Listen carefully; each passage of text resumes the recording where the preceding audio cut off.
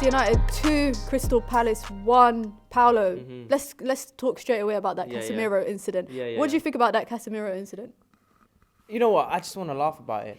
We should just all laugh about it because it was only a matter of time before Casemiro was going to get sent off in one of these games. Like a lot of us kept saying that, like, you know, he's committing these dodgy fouls. You know, he's getting a couple yellow cards here and there. But I think, look, heat in the moment, he was upset.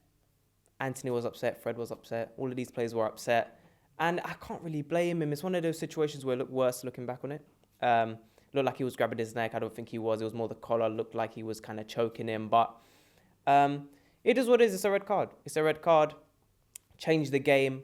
But no complaints from me. No complaints. Fair enough. I respect that. It's funny he got sent off for something off the pitch. Yeah. I wouldn't have thought that. Yeah. Let's talk about the 2 United goals. First one, penalty. Yeah. Rashford goal. Let's talk about Rashford's goal. What do you make of that team goal? Brilliant team goal. Brilliant build-up. Brilliant link-up. We need to watch it back because we watched it once on the replay. They should have showed it a couple more times because that was a brilliant goal. But I think Anthony was on it. Wan-Bissaka was on it. Brilliant touches on the ball. There were a couple of times we were saying, like, brilliant football. Ten Hag football. That's what we want to see. Great link-up, quick football. But we didn't really see it in larger moments in the game. I feel like at times we've done it for like 5 minutes, but then we kind of slowed it down a little bit, allowed Palace to get back straight into the game. But second goal was great. Rashford in that number 9 position, and we criticised him last season when he got into that number 9 position. Even earlier on this season, we were saying he's not really making the right runs positionally. He's not in the right position in that number 9 area. And he's been a lot better recently in that number 9 position, being in the right position, being able to just put in a tap in, and that's what we want. Anthony, you talked about him in the build-up to that goal. Yeah. Obviously, he was part of the little scuffle for Casemiro getting sent off. What do you make of his performance on the pitch?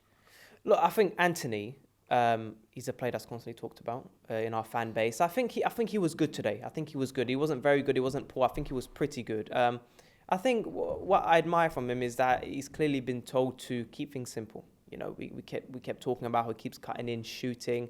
I think there are some limitations to his game. You know, we saw him shoot with his weaker foot today, which we're like, oh, I've never seen that, you know. But I think with Anthony, it's more of a thing where it's better to keep things simple, keep the ball flowing, rather than trying to overdo it. And I feel like at times this season, we've seen him just cut in when he gets frustrated, trying to always cut in and shoot. And I think at times you just need to keep things simple, recycle the ball. And he's done that today. You know, he didn't have any proper standout moments. But I thought it was pretty good.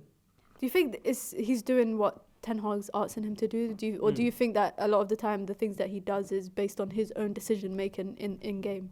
Yeah, well, Ten Hag said in recent press conferences that he wanted him to be a bit more direct, and we've seen it actually. He's putting in runs down the line, and he's trying to trouble the opposition fullback, and that's what he's doing. I think maybe Ten Hag just wants to see him do a little less showboating at times. Maybe wants him to be a bit more unpredictable. So, you know, the assist he got for Casemiro, who was the assist for? That ball, it was Casemiro, right? In the FA Cup. Yeah, in the FA Cup, yeah. So a bit more of that, you know, a bit more creativity. And I felt like, you know, we brought Sancho to be on the right to be a bit more of a creative winger, which we haven't seen ever since he's come in much of Sancho, you know. The other week he played as a cam. We didn't see him today, unfortunately. But I think Anthony just needs to know the balance between cutting in and shooting and being a bit more creative, you know, looking out for that pass that will take out the defenders, really. So I think Anthony is doing what Ten Hag wants, but is still, you know, he's still young. We're going to see more from him. His right wing pairing of Wan-Bissaka obviously came up again against Crystal Palace, some big tackles. How important, firstly, what do you make of this resurgence of Wan-Bissaka, and mostly how important was he today in keeping that 2-1 win? Yeah, very important. What I like about Wan-Bissaka now is that you see confidence, and I think when we saw him last season, him and Dalot, both of them, they were playing with no confidence. You know, they kept losing the ball. They just weren't in the game. And with Wan-Bissaka in this form, I still think there are limitations to his game. I do think that going forward, you know, he lacks. And we saw some crosses today from him, not bad, but you know, I feel like it's a bit forceful from him when it comes to those attacking movements that he tries to do. It's not really natural in his game. So when he's trying to pick out a pass, he doesn't do it very comfortably. It's not very natural in his game. Some of the crosses are quite poor. But funny thing is, he's got good link up. He's playing slightly inverted, which is different for his game as well. But his strengths will always lie within 1v1s and defending. So I think with Wan-Bissaka, it's a conversation to be had in the summer. If he continues this form, him and Delo, we'll have to see how Delo is doing as well towards May. I think Wan-Bissaka has been really good, to be honest.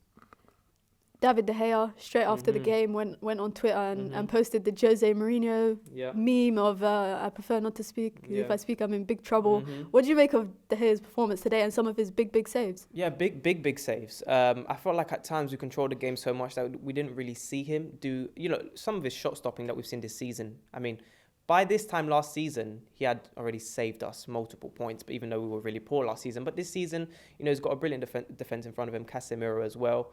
But that one save from the set piece was vital. That could have been a draw. Palace could have scored another 2-3 goals, really, when Casemiro got sent off. But for vital saves from De Gea. But yeah, he was good. Do you think United were going to look to move him on in the summer? De Gea? Yeah. No, I don't think so. For starting keeper? You're starting keeper. I think starting keeper. I think in the future, in the next maybe 2-3 years, you're going to have to be looking at a different keeper. There's been talks about getting a better keeper with better distribution who can do more of that sweeper keeper role. But I think De Gea is slowly progressing. Like, we know Marcel's not a big fan of De Gea. And we know Marcel's not a big fan of De Gea. But I think even he's admitted that De Gea's gotten better in that side of the game. And not that it's even similar to Wan-Bissaka. It's not necessarily natural in De Gea's game. But I wouldn't say it's something that he can't, improve on. I think as a keeper, you need to, but again, remember that one situation today where he should have claimed the cross and he didn't. I think little situations like that, they need to be improved on. And if they're not, then we're going to need a new keeper. Marcel Sabitzer, loanee signing on transfer deadline day, made his debut today. What do you make of that little 10, 15-ish cameo minutes that he had?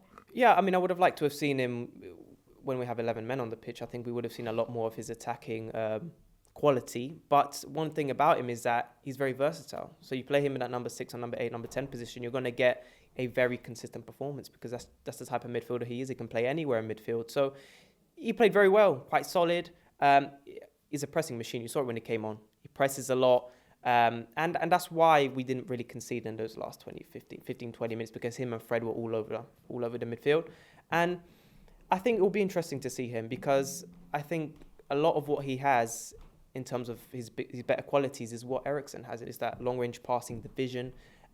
He's a much better presser of the ball than what Eriksen is. And I'm excited to see what he does. He's a very physical player. He's going to be a different type of physical presence in the midfield. And we know with Casemiro gone, I would assume he's going to play Fred, Sabitzer and Bruno Fernandes. And your man of the match today? Has to be Martinez. Martinez was unbelievable. Those last 15, 20 minutes, without him, honestly, I don't want to say nothing about Lindelof, Maguire, but in those situations, like we said, we panic in those situations. Martinez, he's a different level. He's a different level centre-back. And look, without him and Varane and Casemiro, we said it during the stream, without them, we're not anywhere near where we are now. Those 3 players make the biggest differences in our team, and everyone around just keeps improving. There you go, Martinez, big player.